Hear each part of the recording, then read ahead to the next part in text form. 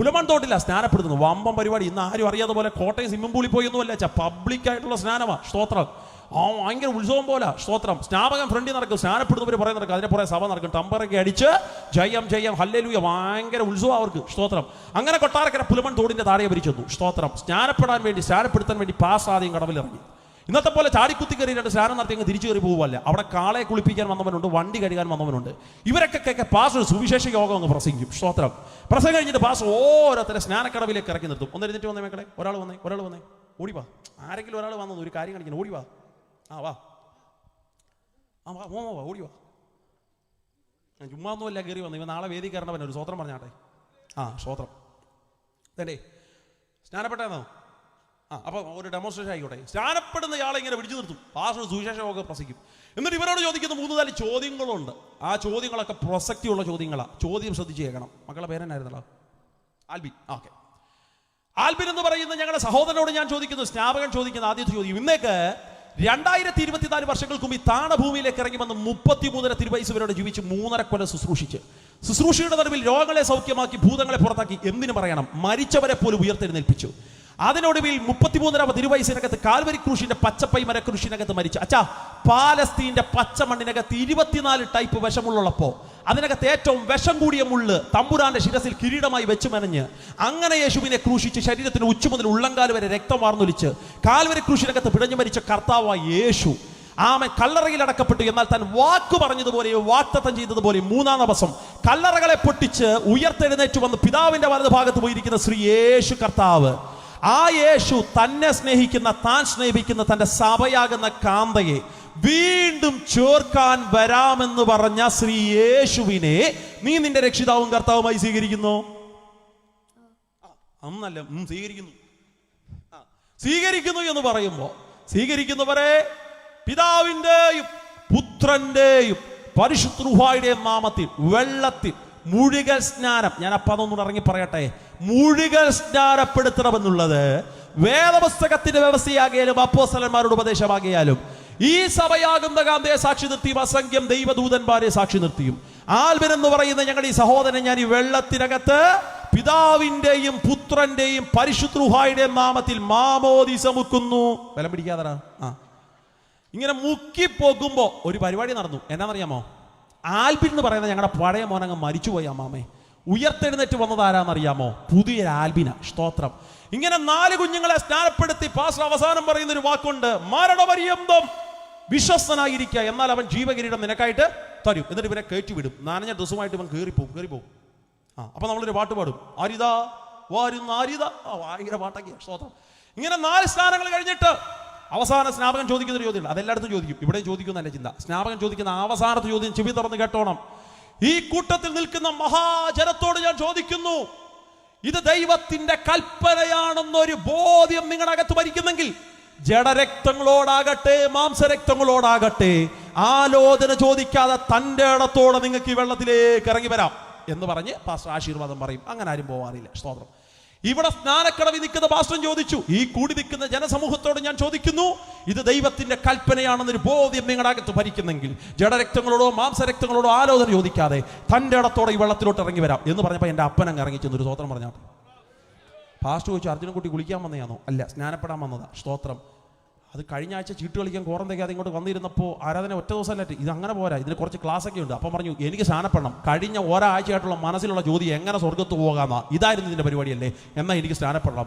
അപ്പോൾ കൂടിയിരിക്കുന്ന മൂപ്പന്മാർ കൃപയുള്ളവർ പറഞ്ഞു, എൻ്റെ പൊന്നു പാസ്റ്റേ, ഒരാത്മാവിൻ്റെ വിലയല്ലേ. ആ മനുഷ്യൻ ഇന്ന് മരിച്ചുപോയ പാസ്റ്റർ വില പറയൂ. പുള്ളിക്ക് അങ്ങ് ടെൻഷനുമായി. പുള്ളി അവസാനം ഒരു കാര്യം ചെയ്തു, 1/2 മണിക്കൂർ ആ വെള്ളത്തിൽ വെച്ച് ഗ്ലാസ് എടുത്തിട്ട് എൻ്റെ അപ്പനെ സ്നാനപ്പെടുത്തുന്നത്. സ്നാനപ്പെട്ട് കയറിയപ്പോൾ എൻ്റെ അപ്പൻ്റെ കാര്യം മനസ്സിലാകുന്നത്, എല്ലാവർക്കും ഇവിടെ ഒരു ചൂടി ഡ്രസ്സും ഉണ്ട്, എൻ്റെ അപ്പൻ അതും എടുത്തിട്ടില്ല. ഒരു സ്വതന്ത്രം പറഞ്ഞാട്ടെ എന്ന് വെച്ചാൽ പ്രീ പ്ലാൻ ഒന്നും ഇല്ലായിരുന്നു. വെച്ചാൽ ഇന്ന് രാത്രിയിലെ പടച്ച തമ്പുരാൻ നിന്റെ ഹൃദയത്തോട് ഇടപെടുന്നെങ്കിൽ സാഹചര്യം ഒന്നും നോക്കണ്ടതേ, സ്നാനത്തൊട്ടി റെഡിയാ, സ്നാനപ്പെടാൻ അഭിഷക്തന്മാർ പുറകിലുണ്ട്. ഇന്ന് രാത്രി മനസ്സുകൊണ്ടൊരു തീരുമാനമെടുക്കാമെങ്കിൽ ആത്മാവ് ജീവൻ രക്ഷ പ്രാപിക്കുന്നൊരു ദൂത് ഞാൻ പറയാ. സ്നാനത്തിനകത്ത് നീ മുങ്ങിപ്പോകുമ്പോ യേശുവിന്റെ മരണത്തിന്റെ പങ്കാളിത്തം നീ സ്വീകരിക്കുക. മനസ്സിലാകുന്നവർക്കായി ഞാൻ ദൈവത്തിന് സ്തോത്രം പറയുക. ഇതെൻ്റെ അപ്പൻ്റെ സാക്ഷ്യത്തിൻ്റെ ഭാഗമായിട്ട് ഞാൻ അത് പറയാനല്ല വന്നത്, എൻ്റെ മാതാവിൻ്റെ സാക്ഷ്യം പറയാനാണ് ഞാൻ വന്നത്. സ്തോത്രം. അപ്പൊ ഹിന്ദു വിശ്വാസപ്രകാരം ശാപം പിടിച്ച് കിടക്കുന്ന ഈ സ്ഥലം, ശാപത്തിന്റെ സ്ഥലം, ശാപം പിടിച്ച് മടക്കുന്ന മണ്ണ്, ഈ സ്ഥലത്തിനകത്ത് ആമസ്തോത്രം വീട് പണിയാൻ എൻ്റെ അപ്പൻ തൻ്റെ ഇടത്തോടെ ആരംഭിച്ചു. ശാപം ഒരു ഭാഗത്ത് കിടക്കുക, ശാപനുകം ഒരു ഭാഗത്ത് കിടക്കുക, ശാപനുകം. പക്ഷേ എൻ്റെ അപ്പൻ വീട് പണിയാൻ ആരംഭിച്ചു. വീടിന്റെ പണിയുടെ തുടക്ക സമയത്ത് ഈ ട്രിവാൻഡ്രം പട്ടണത്തിൽ നിന്ന് പണിയാൻ വന്നൊരു ഗ്രൂപ്പ്, കൂട്ടത്തിൽ 36 വയസ്സുള്ള ചെറുപ്പക്കാരനുണ്ട്. അവൻ ആ പണിയുടെ നേതൃസ്ഥാനത്തിനകത്ത് നിൽക്കുന്നവൻ. സ്തോത്രം. പെട്ടെന്ന് ഈ മനുഷ്യൻ കുഴഞ്ഞു വീണ സ്ഥലത്ത് ഈ മനുഷ്യൻ മരിച്ചു. നാട്ടിനകത്തൊരു പാട്ട് പറഞ്ഞു, അർജുനൻകുട്ടിയുടെ കുടുംബം ശാപത്തിന്റെ സ്ഥലമാണ്. അതെന്നാ, പണി ചെയ്യാൻ വന്നവൻ മരിച്ചെന്നേ. അടുക്കി ചില അനർത്ഥങ്ങൾ ഉണ്ടാകുമ്പോൾ നാട്ടുകാർക്ക് ഒരു ആശങ്ക വരും, നിന്റെ വീട് ശാപമാണോന്ന്. എന്നാൽ ഇന്ന് രാത്രി ഞാൻ പറയാം, അത് ശാപമല്ല. അതിന്റെ നടുവിൽ യേശു ജീവനുള്ളവനെന്ന് തെളിയിക്കാൻ നിന്നെ വലിച്ച് പെന്തക്കോസിനകത്ത് കൊണ്ടുവരാൻ തമ്പുരാനിടുന്നൊരു മുഖാന്തരം അത് മനസ്സിലാകുന്നവർക്കായി സ്തോത്രം പറയുക. അങ്ങനെ വീടിനകത്ത് ആ കണ്ട മരണം, ആപ്പാറുടെ ഡെഡ് ബോഡിയുമായി എൻ്റെ അപ്പൻ ഈ ട്രിവാൻഡ്രത്ത് വന്നു. ഇവിടെ പ്രശ്നങ്ങളൊക്കെ ആരംഭിച്ചു. ദീർഘനാളുകൾ പണി മുടങ്ങി കിടന്നു. ഈ നാട്ടുകാർക്ക് മാത്രമുള്ളൊരു ഗുണമുണ്ട്, എന്നാണെന്നറിയാമോ? കുറേ വാർത്തയുടെ പുറകെ അവർ കുറേ നാൾ നടക്കും. പുതിയ വാർത്ത കിട്ടുമ്പോൾ അവർ പഴയത് എന്ത് ചെയ്തോളും, മറന്നു വെക്കോളും. അത് നാട്ടുകാർക്ക് ദൈവം കൊടുത്തിരിക്കുന്ന ടാലന്റ്. സ്തോത്രം. ഇങ്ങനെ ഞങ്ങളുടെ നാട്ടിൽ പുതിയ വാർത്തകളൊക്കെ വന്നപ്പോൾ ഞങ്ങളുടെ വീടിന്റെ ശാപമൊക്കെ ആൾക്കാർ മറക്കാൻ തുടങ്ങി. ഈ സമയത്ത് അപ്പം പണിയുടെ 2ാം ഘട്ടം ആരംഭിച്ചു, ടോപ്പ് വാർക്കുന്ന സമയം. എൻ്റെ അച്ഛൻ്റെ പെങ്ങളുടെ മകൻ തൊട്ടപ്പുറേ താമസിക്കുന്നുണ്ട്. അച്ചാച്ചൻ എന്ന് വയസ്സ് 22. പണി കാണാൻ വേണ്ടി ടോപ്പിലോട്ടൊന്ന് കയറി വന്നത്. വാർത്ത വെച്ചിരിക്കുന്ന ഒരു പില്ലർ ചാരിതിക്ക് എല്ലാം കൂടി ഇടിഞ്ഞു പൊളിഞ്ഞ് താഴേക്ക് വീഴുക എന്ന് പറയുമ്പോൾ പാവനെ പോലും കാണാൻ പറ്റുന്നുണ്ടെന്ന് എനിക്കറിയില്ല. ഒരു ടോപ്പ് മൊത്തം ഇടിഞ്ഞ് താഴേക്ക് വീഴുക. രക്തത്തിൽ കുളിച്ച് കിടക്കുന്ന 22 വയസ്സുള്ള ചെറുപ്പക്കാരനെ വാരിയെടുത്ത് ട്രിവാൻഡ്രം മെഡിക്കൽ കോളേജിൽ കൊണ്ടുപോകുമ്പോൾ ജീപ്പിനകത്തേക്ക് വാരിയിടുമ്പോൾ അന്ന് ആദ്യമായി എൻ്റെ അപ്പൻ്റെ നേരെ വിരൽ ചൂണ്ടി നാട്ടുകാർ പറഞ്ഞു, അർജുന സാറേ, അമ്മോ പറഞ്ഞില്ലേ ഇത് ശാപത്തിന്റെ സ്ഥലമാ സാറേ, ഇത് ശാപത്തിന്റെ ഭൂമിയാ, ഇവിടെ ജീവൻ വാഴത്തില്ല സാറേ, ഇത് മരണത്തിന്റെ വസ്തുവാ. നാട്ടിനകത്ത് കാട്ടുതീ പോലെ ഒരു വാർത്ത പറഞ്ഞു, ഇതാ ശാപത്തിന്റെ സ്ഥലമാ. അവിടെ നിർത്തിക്കൊണ്ട് ഇന്ന് രാത്രി ദേശത്തോടൊരു ദൂത് കൂടെ ഞാൻ പങ്കുവയ്ക്കാം. നമ്മുടെ ഭാവി നിർണ്ണയിക്കുന്ന നാട്ടുകാരല്ലെന്ന് വിശ്വസിക്കുന്നവർക്കായി സ്തോത്രം. നമ്മുടെ ഭാവി നിർണ്ണയിക്കുന്ന ജാതകം എഴുതുന്ന ആളല്ല നമ്മുടെ ഭാവി നിർണ്ണയിക്കുന്നത്. ഒരു മന്ത്രവാദിയല്ല നിന്റെ ഭാവി നിർണ്ണയിക്കുന്നത്. ഏതെങ്കിലും ഇതര സംഗതികൾ, കാലാവസ്ഥകളല്ല. ഹൃദയ ഉദരത്തിനകത്ത് ഉരുവാകുന്നതിനേക്കാൾ മുമ്പ് എന്നെ കണ്ടൊരു ദൈവമുണ്ട്, എന്നെ വിളിച്ചൊരു ദൈവമുണ്ട്, എന്നെ വേർതിരിച്ചൊരു ദൈവമുണ്ടെന്ന് അകത്തൊരു ബോധ്യമുണ്ടെങ്കിൽ ഇന്ന് രാത്രി പറ, എന്റെ ഭാവിയോ അവന്റെ കരങ്ങളിൽ സുരക്ഷിതമാണ്. സ്തോത്രം. ഇന്ന് രാത്രി ഞാനൊരു പദം കൂടെ ഇറങ്ങി പറയാം. ഇത്രയും പറഞ്ഞില്ലേ, എന്റെ സാക്ഷ്യം കൂടെ പറയാം. സ്തോത്രം. അതും കൂടെ പറയാനുള്ള സമയം കിട്ടുന്നു. ഇനി എന്നെ വിളിക്കുക വെച്ചാ ഓക്കെ. സ്തോത്രം. അത്രയും കൂടെ പറഞ്ഞ് ഞങ്ങൾ പ്രാർത്ഥിക്കും. സ്തോത്രം. ഞാൻ എൻ്റെ അമ്മയുടെ ഉദരത്തിനകത്ത് ഉരുവായിരിക്കുമ്പോൾ നമ്മുടെ ഭാവി നിറയ്ക്കുന്ന പപ്പയും മമ്മിയല്ല. ഒരു സ്തോത്രം പറഞ്ഞാട്ടെ. അല്ല 9 മാസം ഉദരത്തിൽ കൊണ്ടു നടന്ന് വേദനയോടെ പേറി പ്രസവിക്കുന്ന ഒരു തലമുറ. ആ തലമുറയ്ക്ക് ഒരു മമ്മി ജന്മം കൊടുക്കുമ്പോൾ 167 അസ്ഥികൾ ഒരുമിച്ചൊടിയുമ്പോഴുള്ള വേദനയാണ് പ്രസവ സമയത്ത് എടുക്കുന്നത്. സ്തോത്രം. ഞങ്ങളുടെ മമ്മിമാരൊക്കെ ആശങ്കയോടെ തന്നെ നോക്കുന്നു. അത്രയും വേദന സഹിച്ചാണോ പാസ്റ്റർ ഞാൻ എൻ്റെ കൊച്ചിന്? മാമേ, 167 അസ്ഥികൾ ഒരുമിച്ചൊടിയുമ്പോഴുള്ള വേദനയാ പ്രസവ സമയത്ത് ഒരു മമ്മി എടുക്കുന്നത്. സ്തോത്രം. ഇങ്ങനെ വേദന എടുത്തൊരു മമ്മി ഒരു കുഞ്ഞിന് പേറി പ്രസവിക്കുമ്പോൾ നിങ്ങൾ ചോദിക്കുക, ഇത്രയും വേദന സഹിച്ച് എൻ്റെ കൊച്ചിന് ഞാൻ ജന്മം കൊടുത്തല്ലേ, എൻ്റെ കൊച്ചിൻ്റെ ഭാവി ഞാൻ നിർണ്ണയിച്ചോട്ടെ എന്ന് ചോദിച്ചാൽ പോലും സ്വർഗത്തിലെ ദൈവം പറയും, നിന്റെ കുഞ്ഞിൻ്റെ ഭാവി നീ പോലും നിർണ്ണയിക്കണ്ട, ഞാനത് നിർണ്ണയിച്ചു വെച്ചിരിക്കുക. എൻ്റെ ഭാവി നിർണ്ണയിക്കേണ്ടതിന് അപ്പനെയും അമ്മയുമായിരുന്നെങ്കിൽ ഇന്ന് രാത്രിയിലെ യോഗത്തിൽ പ്രസംഗിക്കാൻ ഞാൻ ഉണ്ടാകുകയില്ല. കാരണം എൻ്റെ അമ്മയുടെ ഉദരത്തിനകത്ത് ഞാൻ 2ാം മാസം കിടക്കുമ്പോൾ എൻ്റെ അമ്മ അറിഞ്ഞത് അകത്തൊരു ജീവൻ തുടിക്കുന്നുണ്ട്. സ്തോത്രം. പക്ഷേ എന്നെ ജനിപ്പിക്കാൻ എൻ്റെ അപ്പനും അമ്മയ്ക്ക് ഇഷ്ടമല്ല. അതെന്നറിയാമോ? ഞാനും കൂടെ ജനിച്ചാൽ എന്നെ കൂടെ വളർത്താൻ ഒരു സാഹചര്യം എൻ്റെ വീടിനകത്ത് തന്നില്ല. ദാരിദ്ര്യം കുടികുത്തി വാടുന്ന കാലം. എനിക്ക് മുമ്പ് ഒരാളുണ്ട്, അതെൻ്റെ ചേച്ചിയാ. ഇനി ഞാനും കൂടെ ജനിച്ചാൽ എന്നൊക്കെ അമ്മയും സാമ്പത്തിക പ്രശ്നങ്ങൾ ഉണ്ടാക്കും. എന്നെ പഠിപ്പിക്കണ്ടേ, എനിക്ക് വല്ലതും മേടിച്ചു തരണ്ടേ, എന്നെ സ്കൂളിൽ വിടണ്ടേ, ചിലവുള്ള പരിപാടിയല്ലേ. അതുകൊണ്ട് എൻ്റെ അമ്മ തീരുമാനിച്ചു എന്നെ അബോർഷൻ ചെയ്ത് കളയാം. പക്ഷെ പ്രശ്നം എന്നാണെന്നറിയാമോ? അബോർഷൻ ചെയ്യണമെങ്കിൽ കൈ പൈസ വേണമെന്നേ. ആ സമയത്ത് എൻ്റെ അമ്മ ഒരു കുറുക്ക് ബുദ്ധി ചിന്തിച്ചു. ഇതാണൊക്കെ വലിയ കയ്യാലയുടെ മണ്ടയ്ക്ക് എൻ്റെ അമ്മ കയറി നിൽക്കും. 2ാം മാസം വലിയ കയ്യിലെന്നൊക്കെ പറഞ്ഞാൽ മനസ്സിലായോ? വലിയ തിട്ടയുടെ മണ്ടയ്ക്ക് കയറി നിൽക്കും. എന്നിട്ട് 3, 2, 1 എന്നൊക്കെ പറഞ്ഞ് അമ്മ താഴോട്ടങ്ങ് എടുത്ത് ചാടും. ഞാനങ്ങ് ചാകുന്നെങ്കിൽ ചാകട്ടെ, എന്നിട്ട് ഞാൻ ചത്തില്ല അമ്മ. ഒരു സ്വത്രം പറഞ്ഞാട്ടെ. സ്തോത്രം. അവസാനം അമ്മയോട് ആരോ പറഞ്ഞു, കപ്പയ്ക്ക ജ്യൂസ് കലക്കി കുടിച്ചാൽ മതി, കൊച്ചു കലക്കി പൊക്കോളൂ. കിലോ കണക്കിന് കപ്പയ്ക്ക് മേടിച്ച് തച്ചിരുന്ന് എൻ്റെ അമ്മ ജ്യൂസ് അടിച്ച് കുടിക്കാൻ തുടങ്ങി. കുടിക്കുന്നതോറും ഞാൻ പുഷ്ടി പ്രാപിക്കുന്നല്ലാതെ കലങ്ങി പോകുന്നില്ല. സ്തോത്രം. ഒരു ഗതിയും പരഗതിയില്ലെന്ന് കണ്ടപ്പോൾ കൊല്ലത്തൊരു ഹോസ്പിറ്റലിൽ ഡോക്ടറെ പോയി. ഞാൻ ഇന്ന് രാത്രി അവിടെ നിർത്തി ഒരു ദൂത് പറയാം. നിന്റെ സന്തതിയെ വാക്തത്വ സന്തതിയാണെങ്കിൽ അവനെ തൊടാനൊരു ഫറവോനി ശക്തിക്കും ദൈവം വിട്ടുകൊടുക്കത്തില്ല. ഒരു ഹെരോദ മണ്ഡലത്തിനും ദൈവം വിട്ടുകൊടുക്കും. യേശുവിൽ ഒന്ന് കയറി വരാമോ? കർത്താവ് നിങ്ങളുടെ ഹൃദയത്തെ ഭരിക്കാമോ? ഇന്ന് രാത്രി ദേശമേ, നിന്റെ തലമുറയുടെ ഭാവി ദൈവകരങ്ങളിൽ സുരക്ഷിതമായിരിക്കും. ഇന്ന് രാത്രി അത് കടങ്കഥയൊന്നുമല്ല, എൻ്റെ അനുഭവത്തെ എന്ന് ഞാൻ പറയാം. ഒരുത്തൻ യേശുവിലായാൽ അവന്റെ തലമുറയുടെ ഭാവി ദൈവം നോക്കിക്കൊള്ളും. സ്തോത്രം. ആ സമയത്ത് എൻ്റെ അമ്മ എന്തെല്ലാം ശ്രമിച്ചിട്ടും അത് നടക്കുന്നില്ല, അബോർഷൻ ചെയ്യുന്നില്ല. അവസാനം കൊല്ലത്തൊരു ഹോസ്പിറ്റലിൽ ഡോക്ടറെ പോയി കണ്ടു. ആമ കിട്ടിയ പൈസ എല്ലാം കടം മേടിച്ചു. അവിടെ ചെന്ന് കണ്ടിട്ട്, സാറേ ഉദരത്തിനകത്തൊരു കൊച്ചുണ്ട്, ഞങ്ങൾക്ക് വേണ്ട, അബോർഷൻ വേണം. നിയമങ്ങളൊന്നും ഇത്ര കർക്കശമല്ല. ഡോക്ടർ പറഞ്ഞു, കാര്യം എന്നാ? കാര്യം പറ, റീസൺ ഉണ്ടല്ലോ, റീസൺ പറ. അമ്മ പറഞ്ഞതേ, ഞങ്ങളിപ്പോൾ അതിന് പ്രിപ്പയർഡ് അല്ല. അത് മാത്രമല്ല, ഞങ്ങൾക്ക് സാമ്പത്തികമായിട്ട് അതിന് ബുദ്ധിമുട്ടുണ്ട്. ഇതും കൂടെ ജനിച്ചാൽ ഇതിനെ നോക്കാൻ ഇപ്പോൾ ഒരു പ്രാപ്തി ഞങ്ങൾക്കില്ല. അന്ന് നിയമങ്ങൾ ഇത്ര കർക്കശമല്ലാത്തതുകൊണ്ട് ഡോക്ടർ പറഞ്ഞു, നിങ്ങൾക്ക് വേണ്ടെങ്കിൽ പിന്നെ എനിക്കാണോ ആവശ്യം? തീർത്ത് കളയാന്ന് ഒരു ഇഞ്ചക്ഷൻ കൊടുത്തു. കുറെ ടാബ്ലറ്റ് കൊടുത്തു. ഹോസ്പിറ്റലിനകത്ത് ഒരു റൂമും കൂടെ കൊടുത്തിട്ട് പറഞ്ഞു, ഇന്ന് വൈകിട്ട് ഹോസ്പിറ്റൽ റൂമിനകത്ത് കിടക്കും, നാളെ രാവിലെ ഞാൻ അബോർഷനുള്ള കാര്യങ്ങൾ ക്രമീകരിക്കും. അന്ന് രാത്രി ആ ഡോക്ടർ അങ്ങ് തിരിച്ചു വീട്ടിൽ പോയി. ഇനി പിറ്റേന്ന് വന്ന ഡോക്ടർ പറഞ്ഞൊരു വാക്ക് എന്നാണെന്നറിയാമോ? എൻ്റെ അമ്മയോട് ആ ഡോക്ടർ പറയാണ്, ഇന്നലെ രാത്രിയിൽ ഞാൻ പോയി കിടന്നിട്ട് എനിക്ക് ഉറങ്ങാൻ പറ്റണില്ല, എനിക്ക് സ്വസ്ഥത കിട്ടുന്നില്ലെന്ന്. സ്തോത്രം. ഉദരത്തിൽ കിടക്കുന്ന എന്നെ കാണാത്ത ഡോക്ടർക്ക് സ്വസ്ഥത കൊടുക്കാത്തത് ആരാച്ചാ? അവനെ ഇന്ന് രാത്രി ഞങ്ങൾ പ്രസംഗിക്കുന്ന മനസ്സിലാകുന്നവർക്കായി സ്തോത്രം പറയുക. പിറ്റേന്ന് വന്നിട്ട് ദൈവത്തിന്റെ പ്രതിനിധിയായി നിന്നുകൊണ്ട് ഡോക്ടർ എൻ്റെ മാതാവിനെ കൗൺസിൽ ചെയ്യുക. കുഞ്ഞുങ്ങളെന്നൊക്കെ പറയുന്നത് ദൈവത്തിന്റെ ദാനങ്ങളല്ലയോ? സ്തോത്രം. ക്രിസ്ത്യാനിയായിരിക്കുന്ന ഡോക്ടർ പറയുക, കുഞ്ഞുങ്ങൾ ദൈവത്തിന്റെ ദാനങ്ങൾ, അതുകൊണ്ട് ആമൻ കൊച്ചിനെ നശിപ്പിക്കണം. അമ്മ പറഞ്ഞു, സാറിന് ഇതൊക്കെ പറയാം, കൊച്ചു ജനിച്ചാൽ സാമ്പത്തിക പ്രശ്നം, എന്നാ പഠിപ്പിക്കാനുള്ള ബുദ്ധി, ഇവന് ബാഗൊക്കെ മേടിക്കണ്ടേ, ഇവന് പുസ്തകമൊക്കെ മേടിക്കണ്ടേ. അപ്പൊ ഡോക്ടർ ഒരു കുറുക്ക് വഴി പറഞ്ഞു കൊടുത്തു.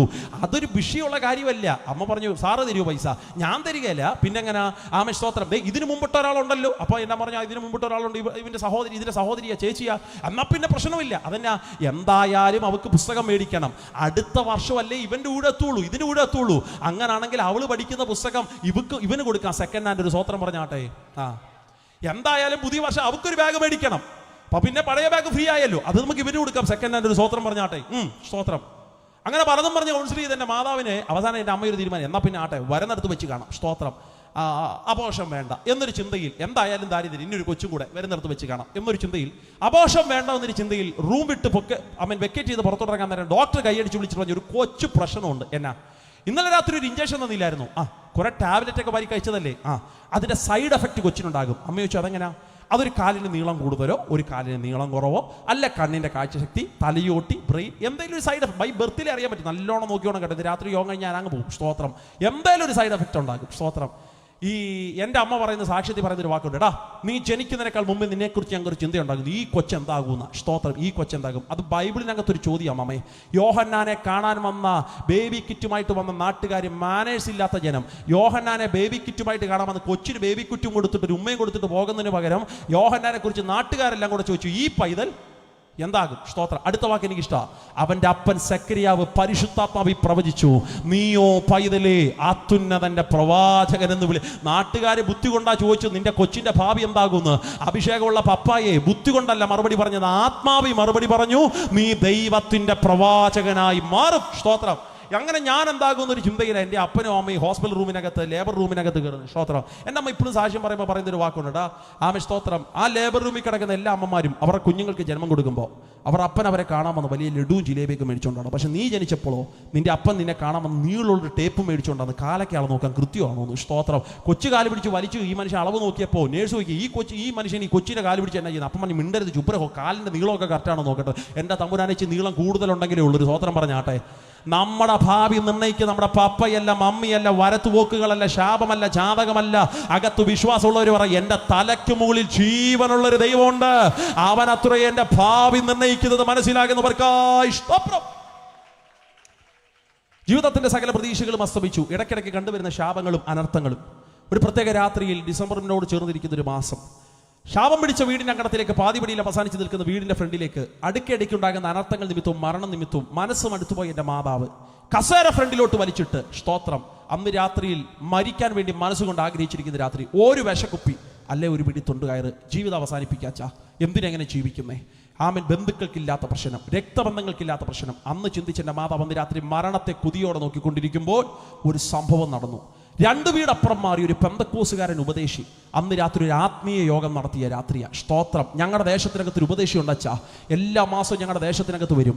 സഞ്ചിക്കകത്ത് കുത്തി നിറച്ച ട്രാക്റ്റുകൾ ദേശത്ത് കൊണ്ട് വിതരണം ചെയ്യും. ഒരു സാധാരണക്കാരൻ ദൈവദാസൻ, സഞ്ചാരി ഉപദേശി എന്നൊക്കെ ഞങ്ങളുടെ ഇവിടെയും അങ്ങനെയുള്ള അഭിഷക്തന്മാരൊക്കെ ഉണ്ടെന്നാണ് എൻ്റെ ചിന്ത. സ്തോത്രം. സഞ്ചിക്കകത്ത് നിറച്ച ട്രാക്റ്റുകളൊക്കെ കൊണ്ടുവന്ന് വിതരണം ചെയ്യുന്ന, പരസ്യയോഗങ്ങളൊക്കെ പ്രസംഗിക്കുന്ന, അവർക്ക് വേദികളിലൊന്നും അവസരം വലുതായിട്ട് കിട്ടണമെന്ന് നിർബന്ധമില്ല. പക്ഷേ അവർ സുവിശേഷത്തിന് വേണ്ടി ചോകാൻ വേണ്ടി നിൽക്കുന്നവരാ. സ്തോത്രം. അങ്ങനെയുള്ളൊരു ദൈവദാസൻ ഞങ്ങളുടെ ദേശത്തിനകത്ത് മാസത്തിലൊന്ന് വരും. കാലിനിച്ചിരി സ്വാധീനത്തിന്റെ കുറവുണ്ട്. ആ പുള്ളിങ്ങനെ മുടന്തിയാ വരുന്നത്. നാട്ടിൽ ഞങ്ങളുടെ ചോരത്തിളപ്പുള്ള ചില ചെറുപ്പക്കാരുണ്ട്, പാർട്ടിയിലൊക്കെ പ്രവർത്തിക്കുന്നവര്. അവർ ഉപദേശി കാണുമ്പോഴേ പറയും, മുടന്തിരുപദേശി വരുന്നു. സുവിശേഷത്തെക്കുറിച്ച് കളിയാക്കലേറിയ, പക്ഷെ എല്ലാ മാസവും ഞങ്ങളുടെ ദേശത്ത് വന്ന് പ്രാർത്ഥിക്കുന്ന ഒരു ഉപദേശിയെ, എല്ലാ വീടുകളും കയറി ഇറങ്ങി സുവിശേഷം പറയുന്ന ഒരു ഉപദേശിയെ. എൻ്റെ മാതാവ് മരിക്കാനിരിക്കുന്ന രാത്രിയുടെ പകൽ ആ മനുഷ്യൻ ഞങ്ങളുടെ ദേശത്തിനകത്തുണ്ടായിരുന്ന പകൽ തുടങ്ങിയ തന്റെ സുവിശേഷ പ്രവർത്തനം ദൈവമേ വൈകിട്ട് താൻ പരിസമാപ്തിയിലേക്ക് എത്തിക്കുമ്പോൾ സ്വർഗം തുറന്നിട്ട് ഉപദേശിയോട് പറഞ്ഞു, എൻ്റെ ഭക്തരെ, ഇന്ന് രാത്രി ഈ ദേശം നീ വിട്ടുപോകരുത്. ഈ ദേശത്തിന്റെ നടുവിൽ ഇന്ന് രാത്രി നീ ഒരു പ്രാർത്ഥന സംഘടിപ്പിക്കണോ? ആ മനുഷ്യൻ ദൈവത്തോട് ചോദിച്ചു, അപ്പൊ നീ എന്നാ പറയുന്നേ? പ്രാർത്ഥന സംഘടിപ്പിക്കാമോ? ഞാനോ? എങ്ങനെ അപ്പൊ ഞാൻ പ്രാർത്ഥന? എന്നെ ഈ നാട്ടിൽ ആർക്കും ഇഷ്ടമല്ല. ദൈവം ആ മനുഷ്യനെ നിയോഗിച്ചു പറഞ്ഞില്ല, നീ ഇന്ന് രാത്രി ഒരു യോഗം സംഘടിപ്പിക്ക്. ഈ മനുഷ്യൻ ദൈവത്തോട് ചോദിച്ചു, എന്തിനാ? ദൈവം പറഞ്ഞു, ഇന്ന് രാത്രി ദേശത്തിന്റെ നടുവിൽ നീ ഒരു പ്രാർത്ഥന കൂട്ടം സംഘടിപ്പിക്കാമെങ്കിൽ മരണത്തിന്റെ കുരുക്കുകളെ ഇന്ന് രാത്രി ഞാൻ അഴിച്ചു കാണിക്കാം. സ്തോത്രം. അച്ഛാ, ദൈവം പറഞ്ഞതിന്റെ ഒറ്റ പേരിൽ ഓടരാവട്ടം മർത്തോമ പള്ളിയിൽ പോകുന്ന കുഞ്ഞുപോൾ എന്ന് പറയുന്ന സഹോദരിയുടെ വീടിനകത്ത് കയറി മനുഷ്യൻ ചോദിച്ചു, ഇച്ചിരി നേരത്തേക്ക് വീടൊന്ന് വിട്ടുതരാമോ, ഒരു യോഗം നടത്താൻ? ആ സഹോദരി പറഞ്ഞു, പാസ്റ്റേ, വീടിന്റെ മിറ്റമെടുത്തോ? ചരല് കൊണ്ട് നിറയപ്പെട്ടൊരു മിറ്റം അമ്മാമേ. ഈ ഗ്രൗണ്ട് വൃത്തിയായിരിക്കണ പോലെ അത്ര വൃത്തിയൊന്നുമല്ല, ചരല് കൊണ്ട് നിറയപ്പെട്ട മിറ്റോ. കുറെ പുൽപ്പാവാരിക്കൊണ്ടിട്ടോ മനുഷ്യന്. അന്ന് രാത്രി സ്തോത്രം പറഞ്ഞ ആ മീറ്റിംഗ് ആരംഭിച്ചു. നിങ്ങൾക്കറിയാമോ, ഈ മീറ്റിംഗിനകത്ത് ഞാൻ വന്നപ്പോൾ ശ്രദ്ധിച്ചു, മനോഹരമായ സൗണ്ട് സിസ്റ്റം. അത് ഓപ്പറേറ്റ് ചെയ്യാൻ നല്ല ദൈവദാസന്മാർ. രാവിലെ ഞാൻ ദൈവദാസനോട് സംസാരിച്ചപ്പോൾ ഈ സൗണ്ട് സിസ്റ്റവും ഇതൊക്കെ ചെയ്യുന്ന സൗണ്ട് സിസ്റ്റം അവരെ കുറിച്ച് നല്ല വാർത്തകളൊക്കെ ഞാൻ കേട്ടു. ഇങ്ങനെയുള്ളവർ ഈ ദേശത്തിനകത്തുണ്ടല്ലോ, സുവിശേഷത്തെ സ്നേഹിക്കുന്നവർ. നിങ്ങളെ ഓർത്ത് ഞാൻ ദൈവത്തിന് സ്തോത്രം പറയാം. പക്ഷേ ഞങ്ങളുടെ ദേശത്തിനകത്ത് മുടന്തിന് ഉപദേശം നടത്തുന്ന യോഗത്തിലെ ഒരു മൈക്ക് സെറ്റിന്റെ ക്രമീകരണവും ഇല്ല, ഒരു ട്യൂബിന്റെ വെളിച്ചവും ഇല്ല. ദൈവം പറഞ്ഞതിന്റെ പേരിൽ അന്ന് രാത്രി പെട്ടെന്ന് ക്രമീകരിച്ച യോഗത്തിൽ പതിഞ്ഞ ശബ്ദത്തെക്കാൾ കവിയുന്ന ശബ്ദത്തോടെ മനുഷ്യ സ്തോത്രം പറഞ്ഞ് ആരംഭിച്ചാ. അതുവരെ ഞങ്ങളുടെ നാട്ടിലില്ലാത്തൊരു ഉണർവ് അന്ന് രാത്രി ഞങ്ങളുടെ ദേശത്തിനകത്ത് ദൈവം വായിച്ചു. ഇദ്ദേഹത്തിന്റെ സ്തോത്ര ശബ്ദം കേട്ട നാട്ടിൽ പേരിനു മാത്രം ഞായറാഴ്ച പള്ളിയിൽ പോയിരിക്കുന്ന ചില ക്രിസ്ത്യാനി കുടുംബങ്ങൾ ഇദ്ദേഹത്തിന്റെ സ്തോത്ര ശബ്ദം കേട്ടപ്പോ വീട്ടിൽ നിന്ന് ഒരുങ്ങി ഇറങ്ങിയ ഒരു കുഞ്ഞാടിനെ പോലെ പായ്ക്കകത്ത് വന്നിരിക്കാൻ തുടങ്ങി. ഇന്ന് രാത്രി സഭയെ നോക്കി ഞാനൊരു ദൂത് പറയാ, അകം തിളയ്ക്കുന്ന അഭിഷേകം ഇന്ന് രാത്രി നമ്മുടെ അകത്തുണ്ടെങ്കിൽ, നമ്മൾ ഇന്ന് രാത്രി സ്തോത്രം പറഞ്ഞ് ആരാധിക്കുമ്പോ ദേശത്തിന്റെ വാതിലുകളെ തുറപ്പാൻ ശക്തനായ ഒരു ദൈവം ഉണ്ടമ്മേ. മർക്കോസിന്റെ മാളിക മുറിക്കകത്ത് അഭിഷേകം വ്യാപരിക്കപ്പെട്ടപ്പോ പെന്തക്കോസിനകത്ത് കൂടി വന്ന ജനം, പെരുന്നാളിന് കൂടി വന്ന ജനം ആലയത്തിനകത്ത് കയറിയത് സത്യമാണെങ്കിൽ ഇന്ന് രാത്രി നിന്റെ ആരാധനയ്ക്ക് ഒരു പവറുണ്ട് മനസ്സിലാകുന്നവർക്കായി നന്ദിയോടെ ഞാൻ ദൈവത്തിന് നിന്റെ വായെന്ന് വീഴുന്ന അഭിഷേകത്തിനൊരു പവറുണ്ടെന്ന് മനസ്സിലാകുന്നവർക്കായി സ്തോത്രം. ഇദ്ദേഹം സ്തോത്രം പറഞ്ഞപ്പോ പേരിന് മാത്രം ഞായറാഴ്ച പള്ളിയിൽ പോയിരിക്കുന്ന ക്രിസ്ത്യാനികൾ യോഗത്തിനകത്ത് വന്നിരിക്കാൻ തുടങ്ങി. വന്നവരെ നോക്കി ഉപദേശി ചോദിച്ചു, കർത്താവേ, ഈ സഹോദരിയാണോ നിനക്ക് മരണത്തിൽ നിന്ന് എഴുന്നേൽപ്പിക്കുക? ദൈവം പറഞ്ഞു, അവളല്ല. അടുത്താളെ ചുരുക്കി, കർത്താവേ, ഈ സഹോദരിയാണോ നിനക്ക് മരണത്തിൽ നിന്ന് എഴുന്നേൽപ്പിക്കാൻ പത്ത്? ദൈവം പറഞ്ഞു, അവളല്ല. ആരാത്തിന് ചൂണ്ടിക്കാണിച്ചിട്ട് അപേക്ഷിച്ചു, ഈ സഹോദരിയാണോ? ആ സഹോദരി. ദൈവം പറഞ്ഞു, അവരാരും അല്ലടാ. ഇന്ന് രാത്രി ഒരുവളുണ്ട്, അവളെ മരണത്തിന്റെ ഘട്ടഴിച്ചു ഞാൻ ഈ പായ്ക്കകത്ത് കൊണ്ടിരുത്താൻ പോവുക. ഈ മനുഷ്യൻ ചോദിച്ചു, ഇനി ഞാൻ എന്നാ വേണോ? ആമേൻ, പ്രസംഗിക്കട്ടെ. ദൈവം പറഞ്ഞു, ഇപ്പൊ നീ പ്രസംഗിക്കണ്ട, ഇപ്പൊ ഒരു പാട്ടുപാടി എന്നെ ആരാധിക്കണോ? നൂറുകണക്കിന് ക്രിസ്തീയ ഗാനങ്ങൾ കാണാതറിയാവുന്ന ഉപദേശി അന്ന് രാത്രി തുറക്കപ്പെട്ട സ്വർഗത്തോട് ചോദിച്ചു, ഏത് പാട്ടുപാടി ആരാധിക്കണോ? എപ്പോഴും ചർച്ചിന്റെ കോർ ടീമിനോട് ഞാൻ പറയുന്ന ഒരു ഉപദേശമുണ്ട്, പെട്ടെന്ന് അറിവിനകത്തൊരു പാട്ട് പാടാതെ പിന്നെയോ തലേ രാത്രി ശനിയാഴ്ച വൈകിട്ട് ദൈവസന്നിധിയിൽ നിന്ന് പ്രാർത്ഥിച്ചു ചോദിക്കണോ, നാളെ ഞായറാഴ്ച ഞങ്ങളുടെ സഭായോഗത്തിന്റെ ദിവസവും ഏത് പാട്ടുപാടി ആരാധിക്കണം നമ്പുരാനെ എന്ന് ചോദിച്ചു മേടിച്ചെടുത്തുകൊണ്ട് വരുന്ന ഒരു പാട്ടിന്റെ 4 വരിയപ്പോടി പോലും ദൈവത്തിന്റെ മഹത്വം ഇറങ്ങി വരും. അമ്മാമേ, മനസ്സിലാകുന്നുണ്ടോ? ഈ ഉപദേശിച്ച് ചോദിച്ചേ, ഏത് പാട്ടുപാടി ആരാധിക്കണോ? ദൈവം പറഞ്ഞിടാ, പണ്ടെന്റെ ഒരു ഭക്തനുണ്ടായിരുന്നടാ, വാടക വീടിന്റെ കാശ് കൊടുക്കാൻ നിവൃത്തിയില്ലാതെ പറക്കമുറ്റാത്ത 2 കുഞ്ഞുങ്ങളെ മാറത്തോട് ചേർത്ത് പിടിച്ചു വീട് വിട്ട് പുറത്തോട്ടിറങ്ങുമ്പോൾ ഓർഡർ ചോദിച്ചു, നാണമില്ല ഉപദേശി, വാടകയ്ക്ക് പൈസ തരാതെ കയറി താമസിക്കുന്നു, ഇറങ്ങിപ്പോക്കോ എന്ന് പറഞ്ഞപ്പോൾ അന്ന് രാത്രിയിൽ മനസാക്ഷിയുള്ള അല്ലെങ്കിൽ സ്തോത്ര അഭിമാനമുള്ള ഉപദേശി അന്ന് രാത്രി ആ വീട്ടിൽ ഇനി നിൽക്കാൻ നിവൃത്തിയില്ലാതെ വന്നപ്പോൾ 2 കുഞ്ഞുങ്ങളെ പറക്കമുറ്റാത്തവടെ ഇങ്ങനെ മാറത്തോട് ചേർത്ത് പിടിച്ചു വീട് വിട്ട് പുറത്തോട്ടിറങ്ങുക. അന്ന് രാത്രി പ്രകൃതി പോലും ശോഭിച്ചാ മഴ ഒരു തുള്ളിക്കൊരു കുടമെന്ന രീതി മഴ പെയ്തിറങ്ങി. ആ മഴ മൊത്തം നനഞ്ഞ് വഴിയരികെ കണ്ട് എന്തോന്നിലോട്ട് ഇങ്ങനെ കാല് ഒന്നി വെച്ച് തമ്പുരാന്റെ കണ്ണുകളിലേക്ക് നോക്കിയിട്ട് ചോദിച്ചു, എന്റെ അപ്പായേ, സുവിശേഷത്തിന് വേണ്ടി ഇറങ്ങിയിട്ട് ഞാൻ ലജ്ജിച്ചു പോകുന്നു, എനിക്ക് വേണ്ടി കരുതുന്ന ഒരുത്തൻ ഉയരത്തിലുണ്ടോ? നനഞ്ഞ് കുതിർന്നിരിക്കുന്ന രാത്രിയിൽ സ്വർഗം തുറന്ന ആ ഭക്തനൊരു പാട്ട് കൊടുത്തു. ക്രൈസ്തവ കൈരളിക്ക് മറക്കാൻ കഴിയാത്ത പാട്ടിന്റെ ആദ്യത്തെ ഈരടികൾ ഇങ്ങനെ ആരംഭിക്കുന്നു, കരുതുന്നവൻ ഞാനല്ലയോ, കലങ്ങുന്നത് എന്തിന് നീ, കണ്ണുനീരിന്റെ താഴ്വരയിൽ ഞാൻ നിന്നെ കൈവിടുമോ? ഇന്ന് രാത്രി ദേശത്തോട് ദൈവം സംസാരിക്കുന്നു, കരുതുന്ന ഒരു ജീവനുള്ളവനുണ്ട്, നീ കലങ്ങുന്നത് എന്തിനാ എന്ന് ചോദിക്കുന്നൊരു ദൈവമുണ്ട്. കണ്ണുനീരിന്റെ താഴ്വരയിൽ ഞാൻ നിന്നെ കൈവിടുകയില്ല എന്ന് ഉറപ്പിച്ചു പറയുന്നൊരു ദൈവമുണ്ട്. വിശ്വസിക്കുന്നവർ കരങ്ങൾ ഒന്ന് ഉയർത്തിപ്പിടിച്ച് ശക്തിയോടെ പറഞ്ഞ് ഹല്ലേലൂയ. അന്ന് രാത്രിയിലെ ഉപദേശിക്ക് കിട്ടിയ പാട്ട് ഞങ്ങളുടെ ദേശത്തിനകത്ത് ഉപദേശി സ്തോത്രം പറഞ്ഞുകൊണ്ട് പതിയെ പറഞ്ഞു, ഈ പാട്ട് പാടി എന്നെ ആരാധിക്കണോ. തൻ്റെ മുഴുവൻ ആർജവും ശബ്ദവും എടുത്ത് പതിഞ്ഞ സ്വരത്തെക്കാൾ കവിയുന്ന ശബ്ദത്തോടെ ഈ മനുഷ്യൻ ഈ പാട്ട് പാടി ആരാധിക്കാൻ തുടങ്ങി.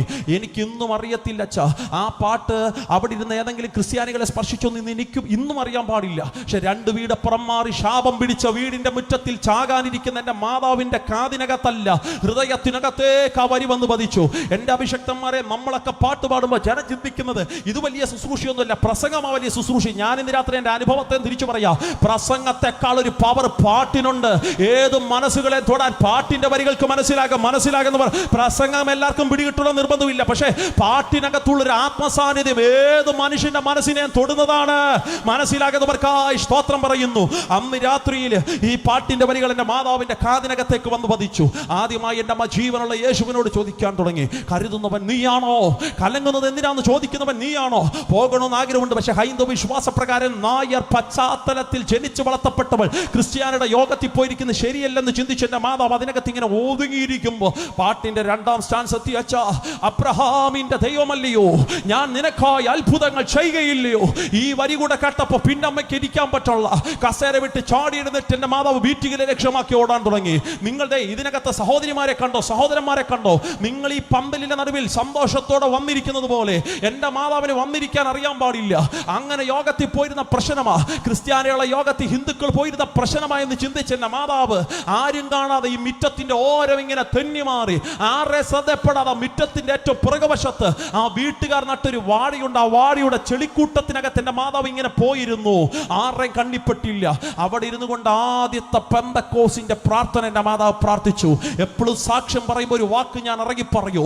പെന്തക്കോസിന്റെ ആദ്യത്തെ പ്രാർത്ഥന എൻ്റെ മാതാവ് പ്രാർത്ഥിക്കുന്നത് പമ്പലിന്റെ കീഴിലല്ല, ഒരു AC റൂമിനകത്ത് ശീതീകരിച്ച അന്തരീക്ഷത്തിലല്ല, ഒരു ഫാനിന്റെ തണലിലല്ല. ആമേൻ. പെന്തക്കോസിന്റെ ആദ്യത്തെ പ്രാർത്ഥന മാതാവ് പ്രാർത്ഥിക്കുന്നതേ ഒരു വാഴയുടെ ചെളിക്കൂട്ടത്തിലിരുന്ന ദൂത്. ഞാൻ പറയാ, നീ അവിടെ ഇരുന്നാലും നിന്നെ കാണാൻ കഴിവുള്ളൊരു ദൈവമുണ്ട്. നീ പന്തലി വരണമെന്ന് നിർബന്ധമൊന്നുമില്ല സഹോദര. നീ വീടിന്റെ അകത്തളങ്ങളിൽ ഇരുന്ന ഈ സന്ദേശം കേൾക്കുന്നതെങ്കിലും, നീ വീടിന്റെ റൂമിനകത്തിരുന്ന ഈ സന്ദേശം കേൾക്കുന്നെങ്കിലും, ഇതെനിക്ക് കേൾക്കണ്ട എന്ന് വെച്ച് നീ കഥകളച്ചിരിക്കുന്നവനാണെങ്കിലും, ഇന്ന് രാത്രി നീ ഇരിക്കുന്നിടത്ത് നിന്നെ അന്വേഷിക്കുന്ന ഒരു ജീവനുള്ളവനുണ്ട്. അവിടെ ഇരുന്നു കൊണ്ട് എൻ്റെ മാതാവ് ചോദിച്ചു, ഞാനിവിടെ വന്നിരുന്നത് ക്രിസ്ത്യാനികൾ കണ്ടിട്ടില്ല. എൻ്റെ അമ്മയുടെ ആദ്യത്തെ പ്രാർത്ഥന, ഞാൻ ഇവിടെ വന്നിരുന്ന ഉപദേശി കണ്ടിട്ടില്ല. പക്ഷെ എന്നെ ഈ വാടിയുടെ മറവിൽ കാണാൻ കഴിവുള്ള 2 കണ്ണുകളുണ്ടെങ്കിൽ ഇങ്ങോട്ടൊന്ന് ഇറങ്ങി വാ, എനിക്കിന്ന് രാത്രി നിന്നെ ഒന്ന് കാണണം. എൻ്റെ അമ്മയുടെ അടുത്ത പ്രാർത്ഥന വാചകം എന്നാണെന്നറിയാമോ? ഞാൻ കൊണ്ടുവച്ച പൂജാ വസ്തുക്കൾ ഒരു ദൈവവും കൈകൊണ്ട് തൊടുന്നത് ഞാൻ കണ്ടിട്ടില്ല.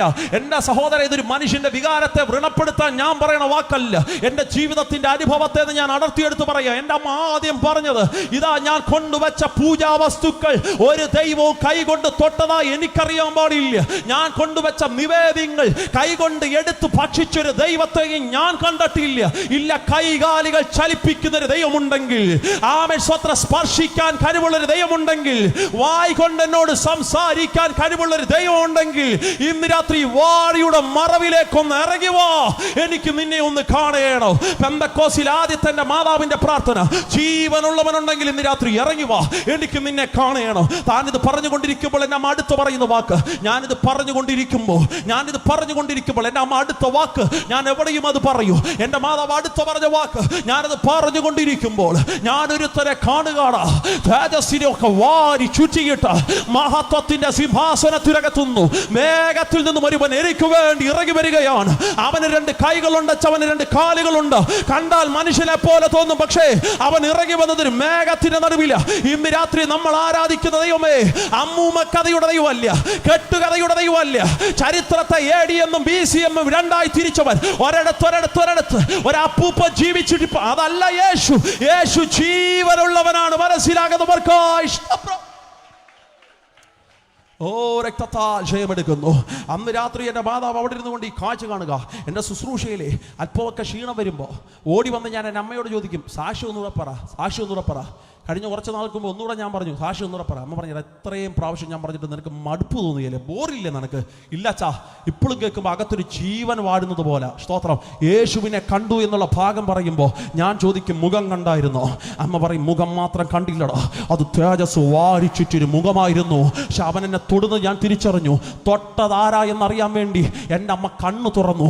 തൊട്ടതാരാ എന്നറിയാൻ വേണ്ടി എൻ്റെ അമ്മ കണ്ണു തുറന്നപ്പോൾ തനിക്ക് മനസ്സിലാകുന്നേ, അച്ഛാ ഇപ്പൊ താനിരിക്കുന്ന വാടിയുടെ മറവിലല്ല, ആ മീറ്റിംഗിന്റെ ഏറ്റവും ഫ്രണ്ടിൽ തുറയില്ല. ഇതിനിടയിൽ വെച്ച് എഴുന്നേറ്റതറിയില്ല, നടന്നതറിയില്ല, ഈ 6-7 സെക്കൻഡിൽ എഴുന്നേറ്റ് വന്നിരുന്നറിയില്ല. ഇന്ന് രാത്രിയിലെ ജീവനുള്ള ദൈവത്തെ ആരാധിക്കുന്ന സഭയോട് ഞാൻ പറയാം, നീ പോലും അറിയാതെ നിന്നെ ആത്മവിവശതയിൽ എടുത്തുകൊണ്ടുപോകാൻ കഴിവുള്ളൊരു സ്വർഗത്തിലെ ദൈവമുണ്ട്. മനസ്സിലാകുന്നുണ്ടോ? ആമേൻ. ഫിലിപ്പോസേ, നീ പോലും അറിയാതെ നിന്നെ ആസ്തോദിനകത്ത് ഉയർത്തിക്കൊണ്ടുപോകുന്ന ഒരു സ്വർഗത്തിലെ ദൈവം ജീസസ്. അന്ന് രാത്രിയിൽ മീറ്റിങ്ങിന്റെ ഫ്രണ്ടിൽ തുറയിലിരുന്നപ്പോൾ ക്രിസ്ത്യാനികളെല്ലാം തോളത്തോട് ചോദിച്ചു, ഇത് അർജുനൻകുട്ടിയുടെ ഭാര്യയല്ലേ? അതെ. ഇവളെങ്ങനെ ക്രിസ്ത്യാനിയുടെ യോഗത്തിൽ വന്ന്? എൻ്റെ മാതാവ് തിരിച്ചൊരു വാക്ക് പറഞ്ഞു വെച്ചാൽ, ആ വാക്കാ കഴിഞ്ഞ 19 വർഷങ്ങളായി എന്നെ പ്രസംഗിക്കാൻ ആവേശം കൊള്ളിക്കുന്നേ. തമ്പുരാന്റെ കൃപയാൽ 14 വയസ്സിൽ എൻ്റെ പ്രസംഗ ജീവിതം ഞാൻ ആരംഭിക്കുന്നേ. ദൈവകൃപയാൽ കഴിഞ്ഞ 19 വർഷങ്ങളായി പ്രസംഗിക്കാൻ ഒരു ഭാഗ്യദൈവം എനിക്ക് നൽകുന്നുണ്ട്. ഇന്ന് രാത്രി ഞാൻ അഭിമാനത്തോടെ പറയാം, ആ വാക്ക്, എൻ്റെ അമ്മ പറഞ്ഞ വാക്ക് എന്നെ പ്രസംഗിക്കാൻ ആവേശം കൊള്ളിക്കുന്നത്. സ്തോത്രം. എൻ്റെ മാതാവ് തിരിച്ച് ക്രിസ്ത്യാനികളോട് പറഞ്ഞു, അയ്യോ, നിങ്ങൾ വിളിച്ചിട്ടല്ല ഞാൻ യോഗത്തിനകത്ത് വന്നത്, ഈ ഉപദേശി പോലും എന്നെ വിളിച്ചിട്ടില്ല. ഇന്ന് രാത്രി എൻ്റെ വീടിനകത്തോ ഞാൻ മരിക്കാനിരുന്നപ്പോൾ അവിടെ ഇരുന്നപ്പോൾ ഞാൻ ഈ പാട്ട് കേട്ടു. ഈ പാട്ട് കേട്ട സ്ഥലത്തിന് ആ വാഴയുടെ മറവിൽ ഞാൻ വന്നിരുന്നു. അവിടെ ഇരുന്നപ്പോൾ ഞാൻ ഒരുവനെ കണ്ടു. നീ ആരെയാ കണ്ടതെന്ന് ചോദിക്കുന്നതിനേക്കാൾ മുമ്പ് എൻ്റെ മാതാവ് പറഞ്ഞു, ഞാൻ കണ്ടവൻ എൻ്റെ യേശുവാന്ന് എനിക്ക് മനസ്സിലാ. എൻ്റെ യേശു ജീവിക്കുന്നു. ലജ്ജയില്ലെങ്കിൽ കരമൊന്ന് ഉയർത്തി പറഞ്ഞ് യേശു ജീവിക്കുന്നു. പോരാ, ഈ 2 രാത്രി സഭ ഉൾപ്പെടെ ശബ്ദം ഉയർത്തി പറ, യേശു ജീവിക്കുന്നു. Jesus is alive. യേശു ജീവിക്കുമോ? ഇന്ന് രാത്രി ഞാൻ ഉറപ്പിച്ചു പറയാം, ചില വാക്കുകളൊക്കെ ഞാൻ അങ്ങ് അവോയ്ഡ് ചെയ്യുക.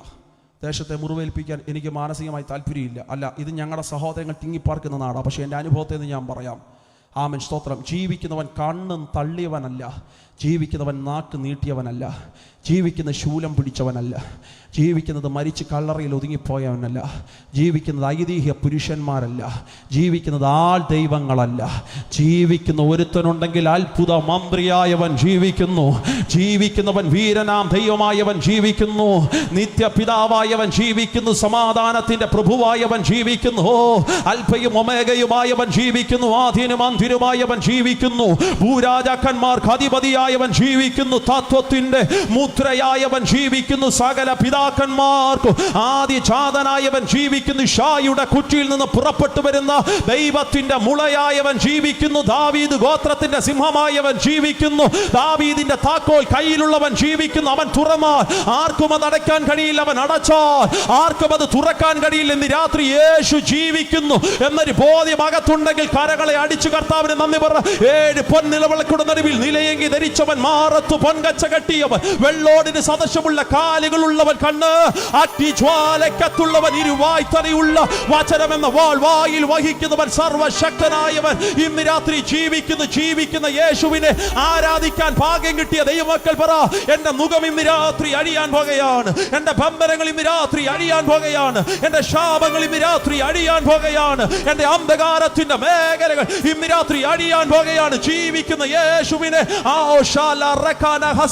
അരിഞ്ഞ പുൽപ്പുറത്തിനകത്ത് ദൈവത്തിന്റെ മഞ്ഞു തുള്ളികൾ വന്നു വീഴുന്നതിനേക്കാൾ ശക്തിയോടെ ഇന്ന് രാത്രി യേശുവിന്റെ മഹത്വം തിരിച്ചറിയുന്ന ദൈവത്തിന്റെ മക്കൾ ആത്മാവിൽ പറ, എന്റെ യേശു ജീവിക്കുന്നു. കേൾക്കട്ടെ, ദേശം കേൾക്കട്ടെ, യേശു ജീവിക്കുന്നു. സകല പൈശാചിക 33 കോടി ദൈവങ്ങളല്ല, 60,600 അസുരഗണങ്ങളല്ല, 1001 ബലികുണ്ട ദേവതകളല്ല, 101 മന്ത്രമൂർത്തികളല്ല, ഭൂതങ്ങളല്ല, പ്രേതങ്ങളല്ല, കാട്ടുപിശാചിക്കളല്ല.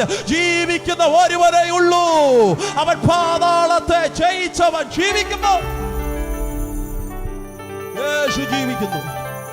അതുകൊണ്ട് ഇന്ന് രാത്രിയിൽ അഭിഷേകമുള്ളവർ കരമുയർത്തി പറ, യേശു ജീവിക്കുന്നത് കൊണ്ട്. ഉറക്കെ പറ, ഉറക്കെ പറ, യേശു ജീവിക്കുന്നത് കൊണ്ട്. ശബ്ദമുയർത്തി പറ, യേശു ജീവിക്കുന്നത് കൊണ്ട് ഞാനും ജീവിക്കുന്നു.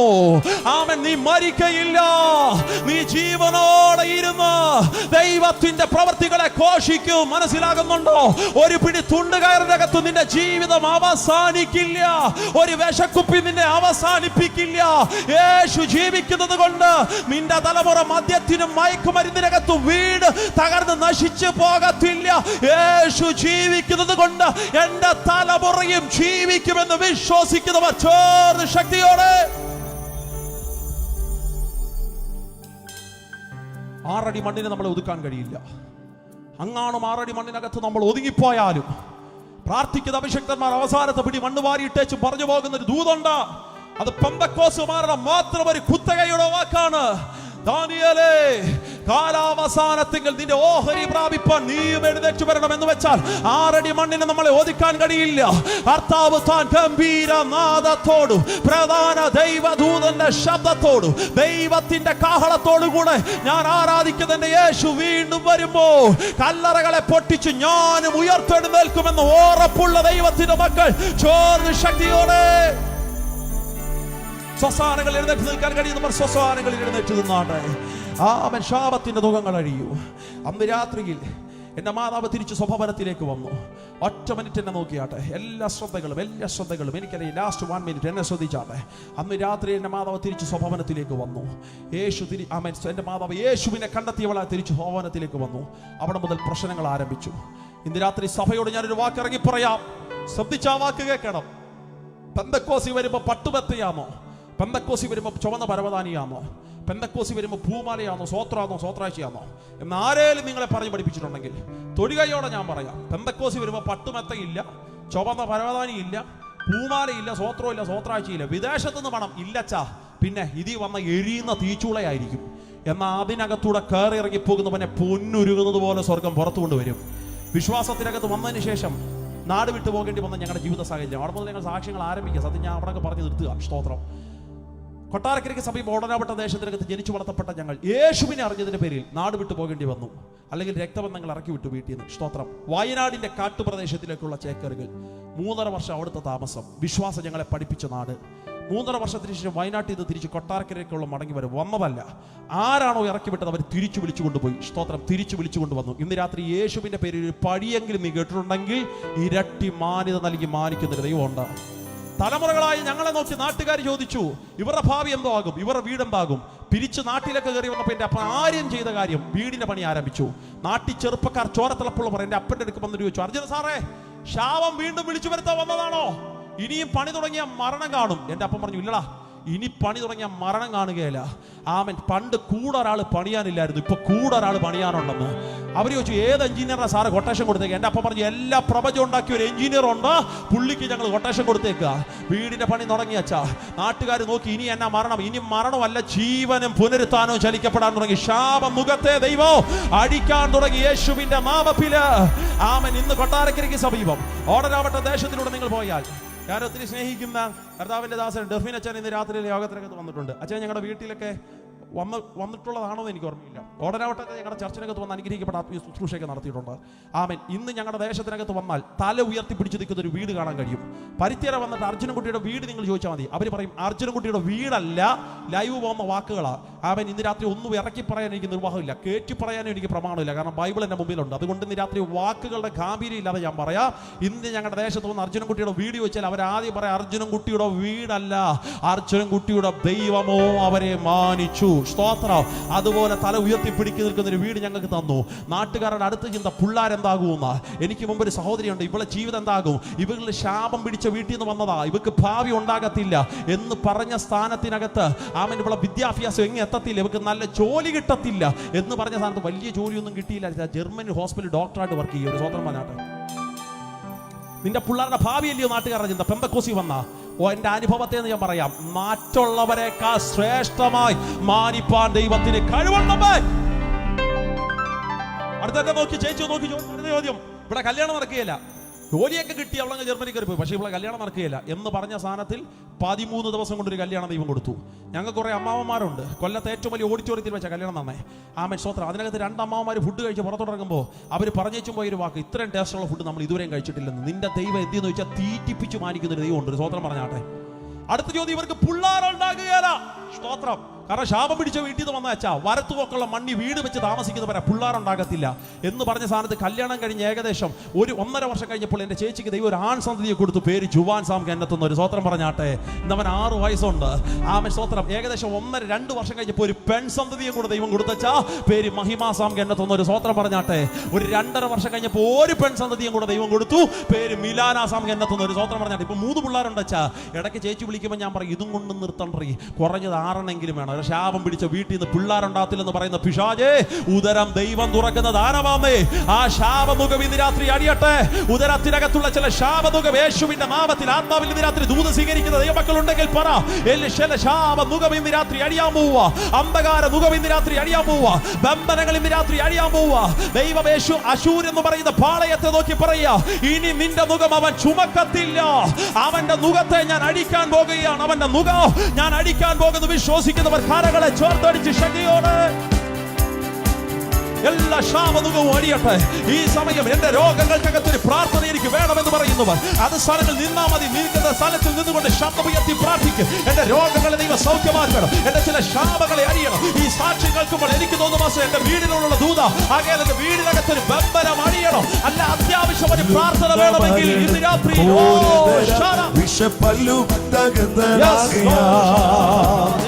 കൊല്ലുന്ന മരണത്തിൻ കോരതരം വിഷപ്പല്ലു തകർന്നതാകയാലും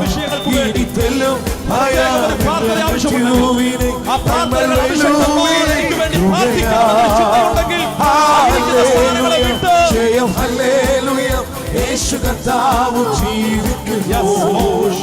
ഹല്ലേലൂയ ജയം ഹല്ലേലൂയ യേശു കർത്താവ് ജീവിക്കുന്നു. യേശു ജീവിക്കുന്നതിനാൽ ഞാനും എന്നേക്കും ജീവിക്കയാ. അമ്മൻ യേശു ജീവിക്കുന്നതിനാൽ ഞാനും എന്നേക്കും ജീവിക്കയാ. ഇനി തന്നെ പിരിഞ്ഞൊരു ജീവിതം എനിക്കെല്ലാം യേശുവത്രേ. ഹല്ലേലൂയ ജയം ഹല്ലേലൂയ യേശു കർത്താവ് ജീവിക്കുന്നു. ഹല്ലേലൂയ ജയം ഹല്ലേലൂയ യേശു കർത്താവ് ജീവിക്കുന്നു. യേശു ക്രിസ്തു എപ്പോൾ ജീവിക്കുന്നു, പരലോകത്തിൽ ജീവിക്കുന്നു. യേശു ക്രിസ്തു എപ്പോൾ ജീവിക്കുന്നു, പരലോകത്തിൽ ജീവിക്കുന്നു. ഇഹലോകത്തിൽ താൻ ഇനി വേഗം രാജരാജനായി വാണിടുവാൻ. ഹല്ലേലൂയ ജയം ഹല്ലേലൂയ യേശു കർത്താവ് ജീവിക്കുന്നു. ഹല്ലേലൂയ ജയം ഹല്ലേലൂയ യേശു കർത്താവ് ജീവിക്കുന്നു.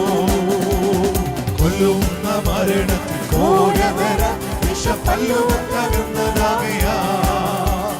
കൊല്ലുന്ന മരണത്തിൽ കോരവര വിഷപ്പല്ലു തകർന്നതാകയാ. ഇനി ചെല്ലും ഭയമില്ല മൃത്യുവിനെ ഞങ്ങൾ വെല്ലുവിളിക്കുകയാ. ഹല്ലേലൂയ ജയം ഹല്ലേലൂയ യേശു കർത്താവ് ജീവിക്കുന്നു. ഹല്ലേലൂയ ജയം ഹല്ലേലൂയ യേശു കർത്താവ് ജീവിക്കുന്നു. എന്റെ യേശു ജീവിക്കുന്നതിനാൽ ഞാനും എന്നേക്കും ജീവിക്കയാ. എന്റെ യേശു ജീവിക്കുന്നതിനാൽ ഞാനും എന്നേക്കും ജീവിക്കയാ. ഇനി തന്നെ ഒരു ജീവിതം എനിക്കെല്ലാം യേശുവത്രേ.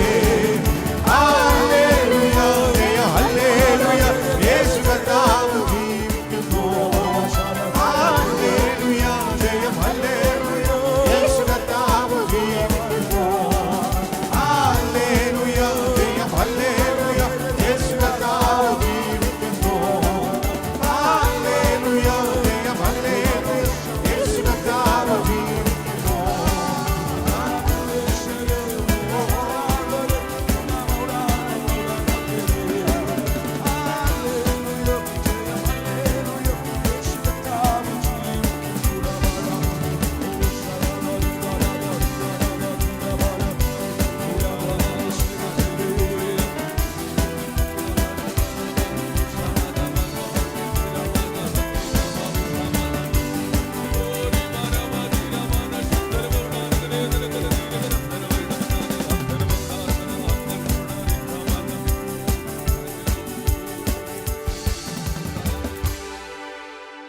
ഇന്ന് രാത്രി കേൾക്കപ്പെട്ട ദൈവികാലോചനയ്ക്കുമാകെ നമ്മെ സമർപ്പിക്കാം.